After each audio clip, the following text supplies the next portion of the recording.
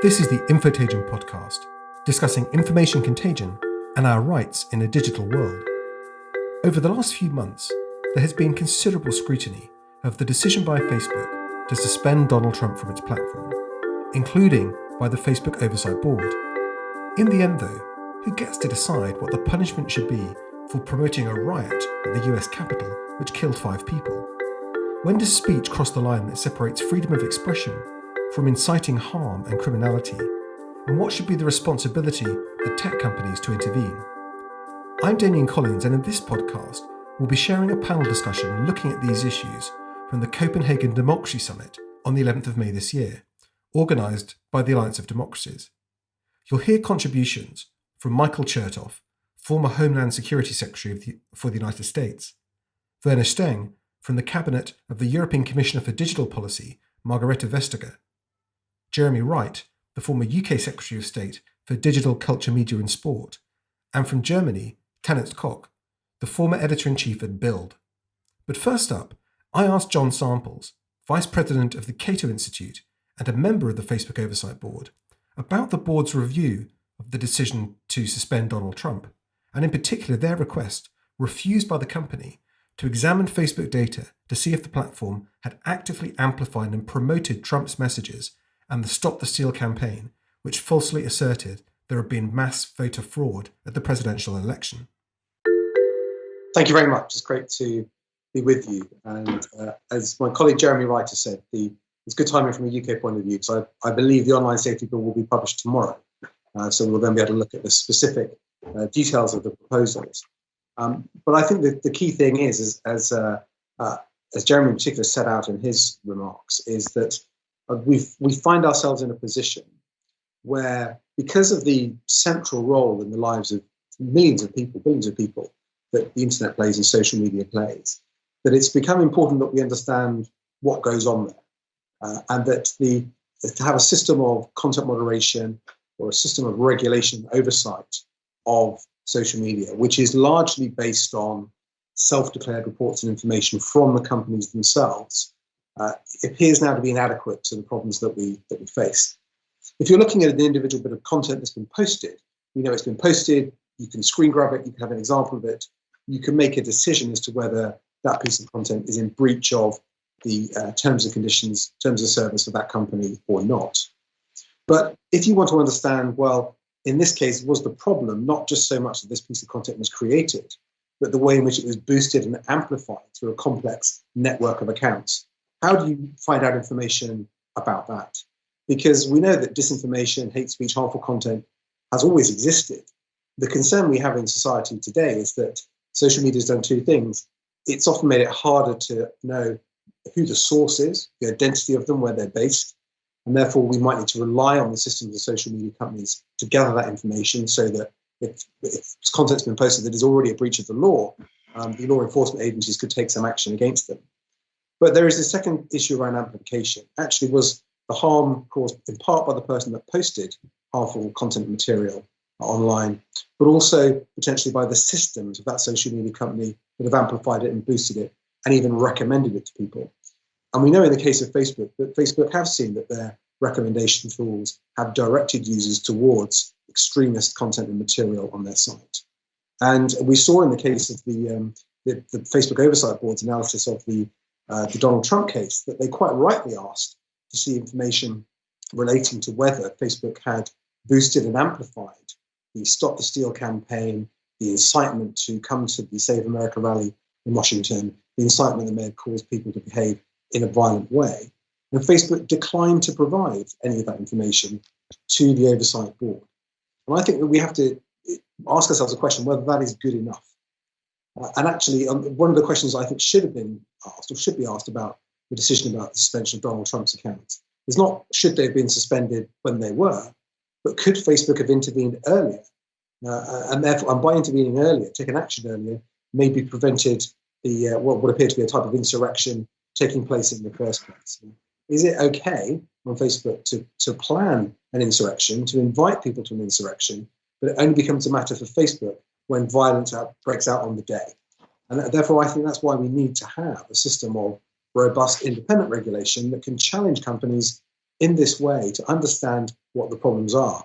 I agree with Jeremy Wright that to believe that through legislation you can create a perfect system where nothing bad will ever be posted, everything will always be taken down immediately, is not possible.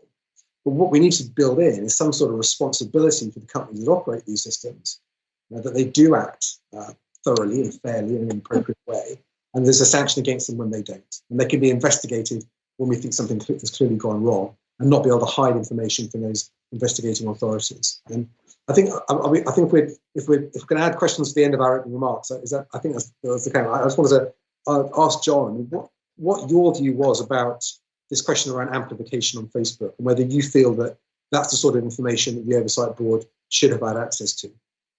Please do, yes. We generally don't. We issue corporate documents, and what you know about them is that a majority of the board voted for them. In this case, you're talking about one of the recommendations, and my own personal view would be, this is my personal view, and it doesn't really go to the issue of so I want to separate from the board here in a way. I think three things I would say. One is this is a sensible thing for Facebook to do. Two, I would note that because of a leak of a internal document about a week or two ago, there's some indication that Facebook itself has already has begun to conduct this, particularly about what you mentioned, the Stop the Steal undertaking, the various things related to that going back to September. Third, my concern here is that people treat this issue as a rather simple one. That is, Facebook just finds out what the bad people were doing and how you contributed to them, and then you change. Then external forces, or perhaps Facebook, change the algorithms and other matters. I think we should be wary of thinking that it's a morally clear and practically clear issue, because once you open up the design of the platform, you also open up the possibility of a political struggle, because what we are talking about here is the ways in which people and candidates above all, but other people too, but candidates, the kind of audiences they reach, how big the audiences are, under what conditions. And in the United States, particularly in a situation now where you don't have a great deal of agreement about many things, that will open up the possibility of a great struggle, and also perhaps the redefinition of Facebook's design for partisan or other means. So, two kinds of affirmation in a way, and one doubt is my answer. If I can just follow up on that. Facebook is already looking at this occasion around the Trump rally, but we know this has been a problem in the past, and there have been other leaked reports about Facebook reports looking at the amplification of extremist content. And there was a particular report looking at Germany, where I think it's the Facebook internal report said that 60% of people that had joined groups sharing extremist content had done so at the platform's recommendation. We seem to be in a situation at the moment where Facebook knows this information.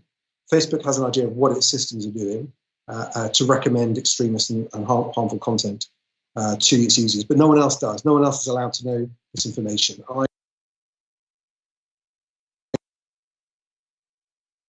The problem worse. But actually, shouldn't there be some authority, some body that has got the right to go in and say, actually, almost like in the case of a bank with a financial fraud, to say, okay, you failed in your obligations here. You allowed this to happen, and there were things you could.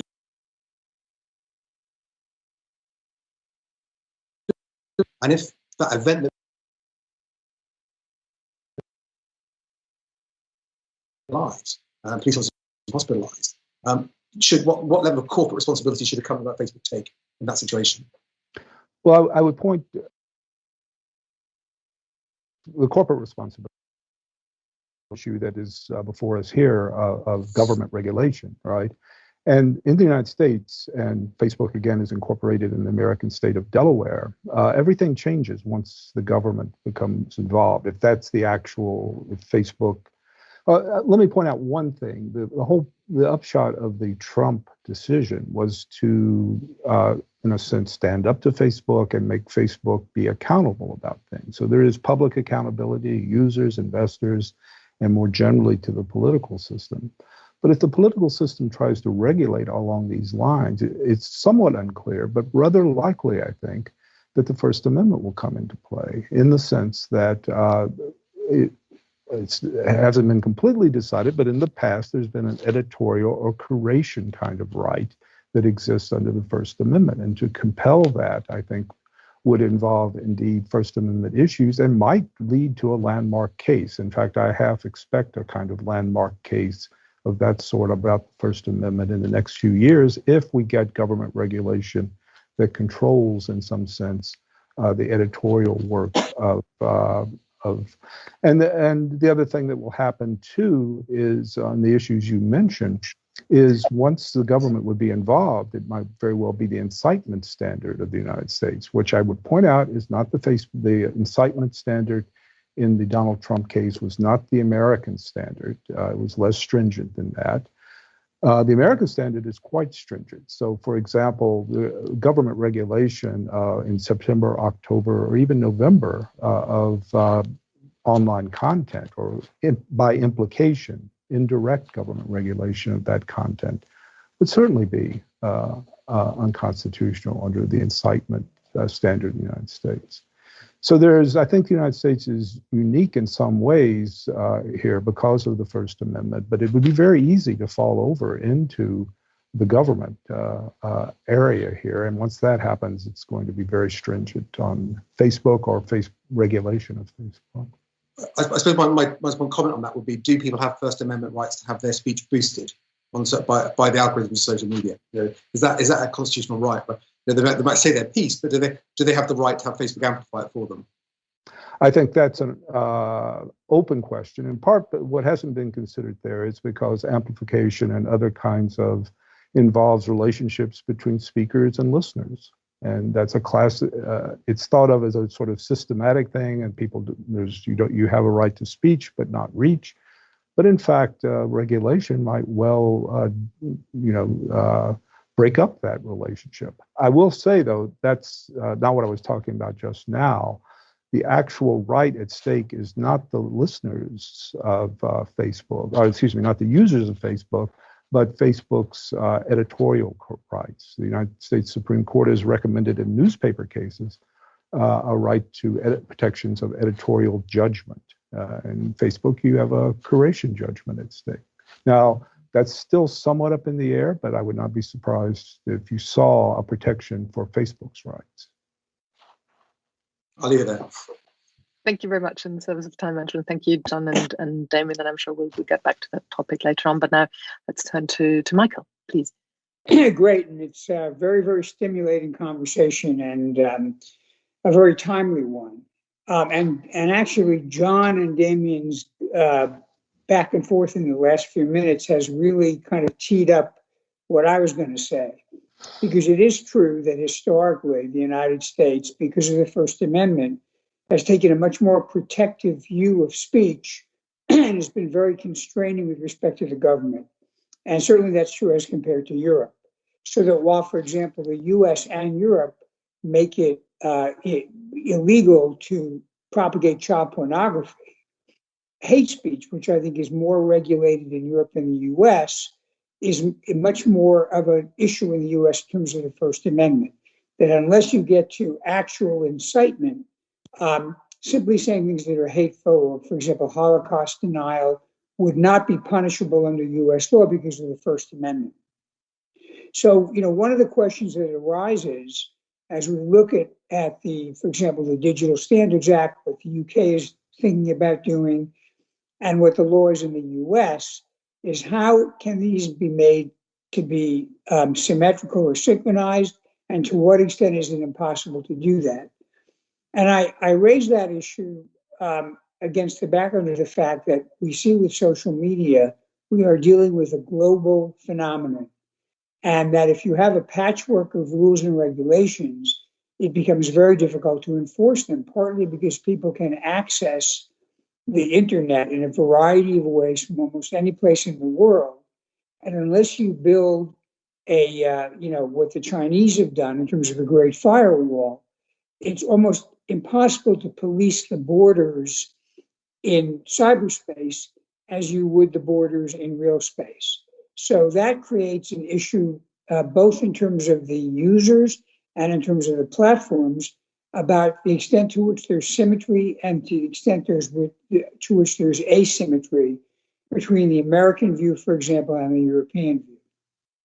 So with that, and let me turn this to Dr. Steng. We have seen in the US in the last year or so a movement to repeal what they call Section 230, which has given very broad liability protection to the platforms. And so it does begin to look as if American lawmakers are moving more towards what Europeans are looking at, which is some form of regulation about transparency, about harmful content, and about the way in which platforms operate. And of course, to the extent we do have synchronization, that makes it easier. So Dr. Steng, let me ask you from your perspective, what do you see as the areas that are most likely to have a common approach between Europe and the US? And what are the areas you think are most likely to be sticking points where the fundamental difference in First Amendment versus human rights in Europe may create difficulty in getting a level playing field?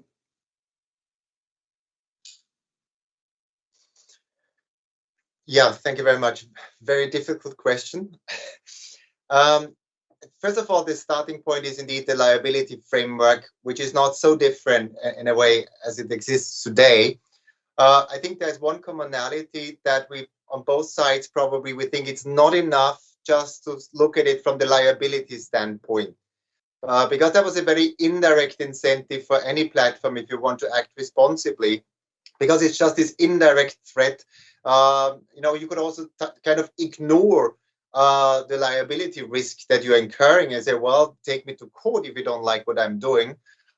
Whereas we are saying, well, that's probably not the response today to the challenges that we are seeing out there. And hence more the approach towards this duty of care, due diligence approach, where we would argue that platforms should have systems in place through which they more responsibly act the content that they host. So not just waiting for lawsuits to come in, but rather say, okay, we platforms are pretty much aligned, I would argue, with the public interest in saying, we don't want to be a platform, that is largely abused for the dissemination of illegal content. That's also not good, even from an investor's point of view, right? In terms of trust point of view, as a platform, whether you're a marketplace or a social media company, you want to be seen these days to be acting responsibly. And that is what we're encouraging. So I think what we have in common in a way is that also in Europe, we are not, through the Digital Services Act, we are not regulating content. We are not telling a platform what type of content it has to host, for instance, or is not allowed to host. The borders is the law, right? We're just saying whatever is illegal, you have to take care of on your platform, because why should you be exempted from an obligation that applies to anyone else? But we are not going to tell Facebook that they are forced to carry certain content because we tell them to, or that they would have to remove content that is not illegal per se. So I think in that sense, we are not too far off approaches in the US, but probably others can contradict me here.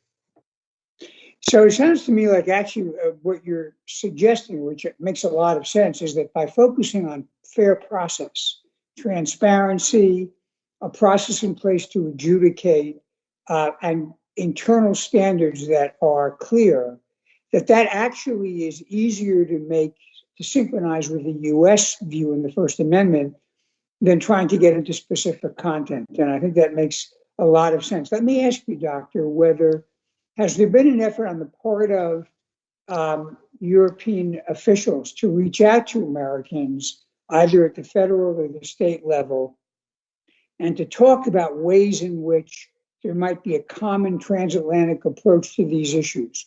This comes up with the GDPR, where we've begun to see in the US some of the states adopting privacy regulations that are similar to the GDPR. And of course, we've had, although there's been some back and forth with the courts, there have been some privacy agreements between the US and the EU.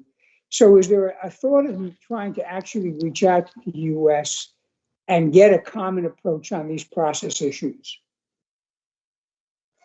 Well, quite definitely. I mean, it's both. Of course, Europe is acting in its own right, or in her own right, because simply 450 million people in the last few years have been exposed to all sorts of illegal content, right? And the risks that come with it. But also that we have seen, and that's a very European phenomenon, member states, our 27 member states, would still then legislate in their own ways and say, well, the German citizens are exposed to hate speech, so let's have a German law against Facebook. And then the French would have a similar approach. So if Europe as a whole does not act, that still doesn't mean that we're not acting at all, but that may mean that we act in 27 different ways. And that's probably the worst that can happen to any global or pan-European business, if you want, right? So we are doing what we think has to be done, both to protect the citizen, but also to protect the market, if you want, yeah? Now, already in December last year, we came out with our ideas for a new transatlantic partnership. And we said, well, the digital world is one obvious example of where we want and need to work closely together with our American friends. Because even though the global internet is showing some different approaches, yeah, if you mentioned the Chinese approach, American approach, European approach, we would still argue that we are so much like-minded continents, yeah, US and Europe. So of course we have similar principles. We may have some divergences and differences in ideas here and there, but overall we are like-minded. So we want to discuss digital with Americans, whether that's now artificial intelligence, where we just put also draft legislation on the table, whether it is the Digital Services Act, platform regulation. Quite obviously what we want to discuss thoroughly, and work has really started on this, not on the ground, but politically. President Biden and President von der Leyen have already talked a few weeks ago. And as soon as structures are stable, those discussions will be held. And obviously, I would see at the end of the road a lot of mutual recognition type of arrangements or adequacy type of arrangements to make sure we're on the same page. Can I add something? Can I add something to that? Just to agree absolutely that an international approach is obviously the best way of doing this, if we possibly can.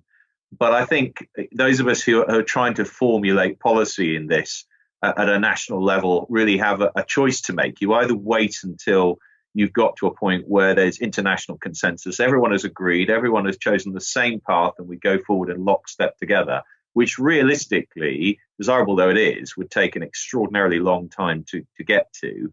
Or I think you take the approach of saying we have to design a national approach. We want to make sure that national approach, just as Dr. Stein says, coordinates, synchronizes with the national approach, international approach being taken elsewhere.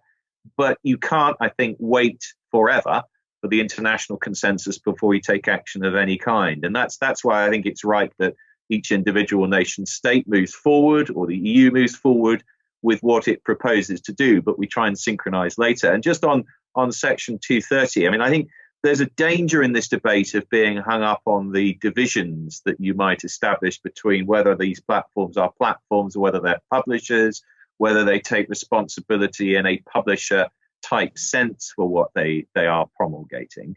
I don't think you need to go there. I think you need to have a broader understanding of the concept of responsibility. And it comes to systems, not individual pieces of content, for all the reasons that have been given, but also for the most obvious, which is that there is so much content out there.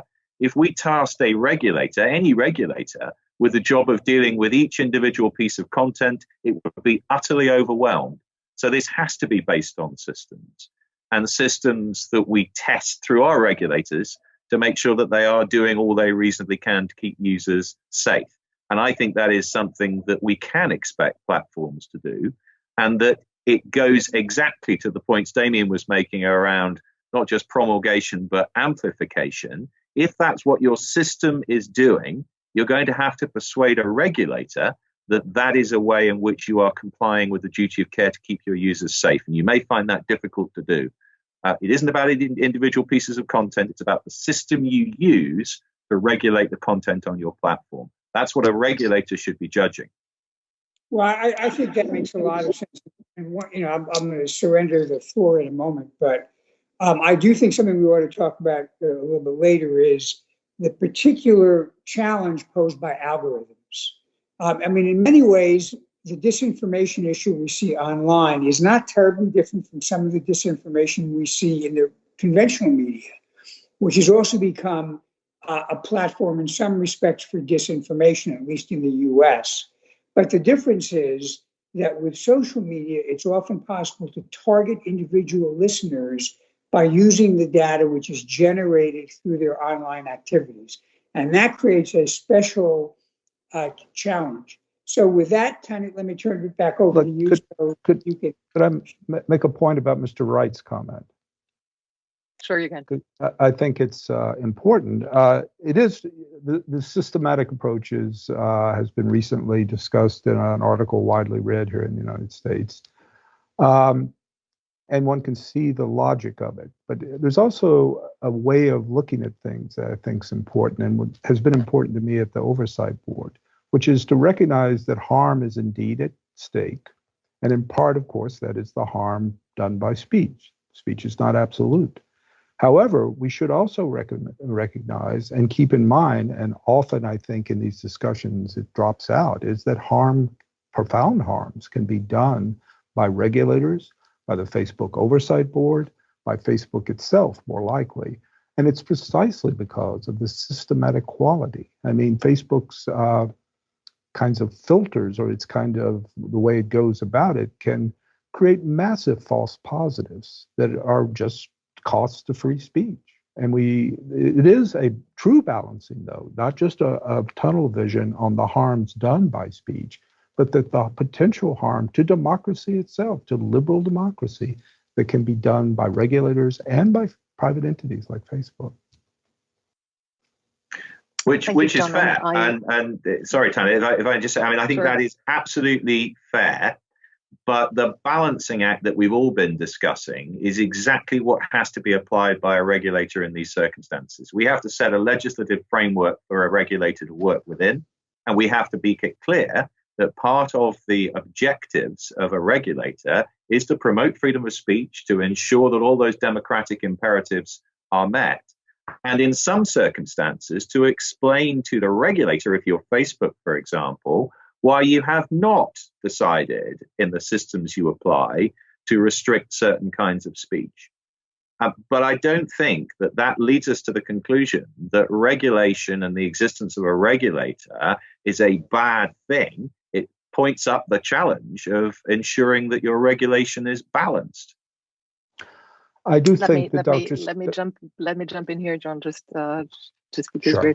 we've only got 15 minutes left, and we shouldn't just make this, I think, about Facebook simply because we have a member of the Facebook Oversight Board here. There's a wonderful phrase I recently heard, which is don't mistake your country with your Twitter feed. So of course we're not just talking about Facebook, we're also talking about Twitter, we're talking about Google and YouTube, obviously. And I like the remark Michael just made earlier that traditional independent media have their share of responsibility as well. I'm not going into sort of our share in disinformation because I think we slightly disagree, at least when it comes to European media. But of course, traditional media and independent media have a share in amplifying what is happening in a sometimes secluded social media space by taking it on to mass media. So I think that's part of the responsibility we should address as well as journalists, because I'm as an optimist, I'm pretty sure that our countries aren't as polarized as social media platforms or algorithms make them out to be. So I'm usually based in Berlin. Of course, you all know the NetzDG, and what I'd like to talk to Jeremy about is how sort of there's a difference between the British online harms bill in regard to the NetzDG. So the German law has been criticized for sort of putting the onus completely on platforms to determine whether any given post is illegal online in the same way as it would be illegal offline. And interestingly, we've had a couple of court cases where judges, at least on the lower courts, failed to actually rule what was illegal content. So you might wonder how Facebook can do it if even German judges cannot. But in what way does your online harms bill differ from this approach of putting responsibility solely on the backs of platforms to set boundaries? Well, I think it goes back to the conversation we've been having about the way in which you expect a regulator to operate. And I think in terms of illegal content, and there is a distinction in what's likely to come out as UK legislation between illegal content and lawful but harmful content. And so far as illegal content is concerned, I think what we would want is the same thing as what we would want for lawful but harmful content, which is that there's an interactive conversation between a platform and its regulator. And that may sound like a terribly naive thing to say, but I do think it's possible. And I would say that actually, when it comes to broadcast media, print media, the regulation that happens of broadcast media in the UK is by Ofcom, who will be the regulator for online as well. And the interaction between Ofcom and, for example, broadcast media is pretty good. And there is an opportunity to say, if you are regulated, I am not sure what the appropriate response is to the thing that is in front of me. So I will go and speak to the regulator and I will say, what do you think? If I do X, would that be, in your view, the appropriate response? If I did Y, would that be an appropriate response? That kind of interaction is the kind of thing we should expect, I think, a sensible regulator to do with the organizations that it is regulating. And if, therefore, there is confusion, let's try and resolve that confusion by a discussion between regulator and regulated before it ever gets to an enforcement stage. I don't think, speaking as a criminal lawyer by background, that there is all too often very much confusion about what is criminal and what is not. I think the confusion comes and the difficult part comes when we're talking about lawful but harmful content. That is absolutely where definitions matter and where legislators and regulators have to be very clear in their definitions so that everybody knows where they stand. There may be challenges in being able to identify individual pieces of, for example, unlawful child pornography content. But frankly, the concept of what is unlawful versus what is lawful is not, I think, where our problem lies in the UK. I mean, I think on the NetzDG laws, obviously, a lot of this has been about how quickly you expect platforms to take the content down and the consequences if they don't take it down quickly enough. So again, I think there's a lot of learning everybody can do from everyone else's experiences. And what I hope the UK government will do is look around the world at what has been done and make sure we learn the appropriate lessons from it. The UK approach is going to be quite different, though, to what's been tried elsewhere because it is far more comprehensive. And I think you can only approach a comprehensive system of regulation effectively if you are giving some discretion to your regulator to act appropriate in each individual circumstance. So a bit of trust between regulator and regulated is going to be necessary. There is criticism saying that by restricting plans to regulate disinformation and misinformation in the way that it's sort of restricted to misinformation that causes significant harm to an individual, you're sort of exempting the disinformation that is damaging democracy. So if you take, for instance, spreading false rumors about election fraud, as we've seen in the US, this could, of course, undermine trust in the voting system. So would you say that's a shortcoming of the current bill? Yes, I would. I think it is going to be necessary for us to look very carefully at whether or not the definitions of harm are too restrictive. I entirely understand the concern that the platforms will have legitimately, that if you're not clear about what it is they're supposed to do, they will find it very difficult to do it. I think that's a fair comment. But I also think that if you are too restrictive in the way in which you define harm, you will miss a large piece of what people are understandably concerned about. And disinformation is not just something that damages an individual. It can, as you say, damage a democracy, or democracy as a concept, and also damage groups of individuals. And I think if you are too restrictive in the way in which you define harm, you will simply end up missing a great deal of what this bill and this regulatory approach should cover. My answer, I have to say, to those who say, well, how are you going to make sure that this doesn't go too far, doesn't reach too widely, is to rely on my favorite word, reasonably, and to say that in the end, you have to recognize that certain things are unrealistic expectations of any platform, however hard it is trying. You cannot expect a platform to exclude every element of harmful content. And you could not expect, for example, the same of a very small platform as you could of a very large one. So all of these are discretions that I think regulators should be given. But I don't accept that defining down the way in which harm is described in the way that which the government, I think, currently intends to do in this bill is the right way to do it, because just as you say, we will miss some of the big harms that people are justifiably concerned about. Well, let me just chime in here, because I think what Jeremy says is very interesting, and I think maybe we need to take a somewhat broader view of harms, particularly as it relates to disinformation. But I would say also, let's be mindful that even the regulators can abuse the idea of harm. I'll give you a concrete example. We all agree that totally false news is not a value we want to protect. But at least until last November or last January, we had a president of the United States who believed that any news that made him look bad was fake. And that if he had the power to regulate that, or if his assistants did, we would be living in a very different country. So one of the things I think we've learned looking around the world in the last few years is that the norms of behavior that we've come to expect from our government officials may not always be observed by some government officials. And so we need to build a rule that is both comprehensive enough, but also has guardrails against abuse by people who are not sharing our norms. Yeah, I couldn't agree more. And I think two things are important about regulators. One, they have to be independent. That means independent of everybody in the political spectrum. Two, they have to be appealable. There has to be a way of challenging the decision a regulator makes, just in case the regulator's got it wrong. Now, these are all delicate balances, and we have to, as I say, as legislators, we have to set out the legislative framework within which a regulator operates. But in the end, a regulator's judgment has to be preserved as independent to avoid just what you're describing. But we also have to account for the fact that mistakes could be made and they need to be corrected. So some form of appeal mechanism is also essential.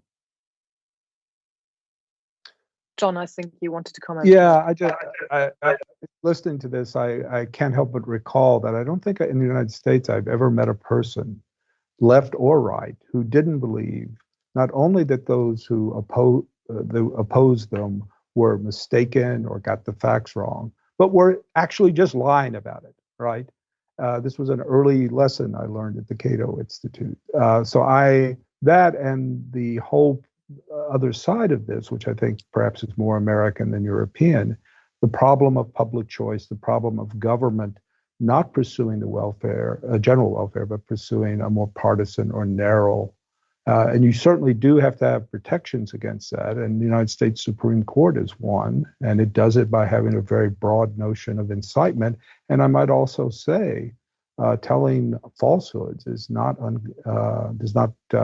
protected by the First Amendment. Damian, would you like, as you're sort of an expert on both the European and UK approach to things, and of course, looking at the US as well, would you like to comment? Well, just listening to the comments that were made, I think we have to recognise that in terms of incitement, social media creates a new sort of a problem, because in the Supreme Court Brandenburg case, there's a case of a man said something that was recorded by a television camera that may have caused a credible, imminent risk to illegal activity taking place. With social media, it could well be that trying to look for an individual post that has done that is maybe the wrong thing to look at. Saying, what is the effect of a constant drumbeat of the reassertion of a mistruth or something harmful, something that may incite people to behave in a discriminatory or prejudicial way against other people? What is the consequence of that over a long period of time, over many months or even many years? What is the role of social media in the rise we're seeing in the Western world in levels of self-harm amongst young girls, of race-motivated crimes, and increasing levels of hate speech? We've seen a really interesting demonstration this year of the power of social media to help shape views around the coronavirus and its vaccine and its causes in something new that's come along. It's not a party political issue. It's not about left or right. It's just about people trying to access information and their ability to be influenced by what they see. This is a different sort of a problem, and that's why I certainly feel that the sort of regulatory approach that I think in the UK we're trying to set out through the Online Safety Bill, similar to the EU's Digital Services Act as well, is to say we need institutions that can take a balanced view, that can actually say, are the systems of these companies being used to make harm worse, to spread harm? Is that influencing people's actions and behaviours, and is it responsible? In the same way, in most other industries, we seek to regulate business practices. And I don't think we should lose sight of the fact that that's principally what we're talking about. That we're not talking about seeking to regulate citizen speech. We're talking about the need to regulate business practices that are there and have been designed to make money for the companies that operate them. Facebook has a business model around engagement. It directs content at people. It thinks that it will engage them, and it makes money out of that by holding their attention and selling ads against it. And so I'm very sympathetic to what people like Bruce Reed, the new White House Deputy Chief of Staff, said. If it's something a company's making money out of, it's something that company could be regulated for. And I think John's comment earlier on as well about the editorial function that social media companies play in selecting, ranking, boosting content, I think is absolutely right. And for me, although this is about American law, it sits ill with Section 230 and the idea that platforms are neutral. That they are merely the conduit of other people's content. They clearly influence the way that content is distributed and shared, and who sees it and how frequently. And therefore, I think that's a legitimate area for regulation. And whilst I don't, with the Facebook Oversight Board, although I think it's right that the people should question the editorial decisions that Facebook make on individual bits of content, we don't yet have a system that allows us to regulate the systems or even understand how they work. So Thank you, Damian. I think we've got about a minute and a half left, and I'd just like to hear from Werner, who didn't have as much speech time as many others in this round, to hear his very brief thoughts on how the EU is going forward, looking at what the UK is doing, looking at what the US is doing, and regarding to what Jeremy said earlier, that you can't wait sort of for a global system to work. Is the EU going to sort of take on shared best practices by the UK, for instance, or the US? Brief answer, please. Yeah, well, I think we have been looking into all these systems all the time. The DSA didn't fall from the sky, but we have been working for years and consulting widely and so on. So I think we have tried to take in all the good elements that we could find. I think what is important really going forward is to distinguish between the individual and how you protect the individual whose content may be affected, right? Werner Stenk uploads something, Facebook takes it down, or Twitter. How will I be informed? How can I react? How can I complain? And then the other debate is really how do we dealing with the risks to democracy, more widely speaking? What systems check do we have in place? What transparency do we need? What accountability mechanisms do we need for platforms really to demonstrate to us that they do take measures to reduce any systemic risk that they may be posing to society? And I think these are the things that I think both of us on both sides of the Atlantic would share, that we may not always totally agree on every comma, but I think that is the direction of travel where we should be able to agree. Wonderful, Werner. Thank you very much. You've been listening to the Infotagion podcast, hosted by me, Damian Collins, featuring John Samples, Michael Chertoff, Werner Streng, Jeremy Wright, and Tanitz Koch. It was produced by Lucy and David Dargahi. We are grateful as well to the Alliance of Democracies for their permission to use their recording from the Copenhagen Democracy Summit. You can also support this show by becoming a Patreon at patreon.com/Infotagion podcast. Infotagion is a not-for-profit organisation, and all proceeds will go towards the making of this show. Thank you. Until next time.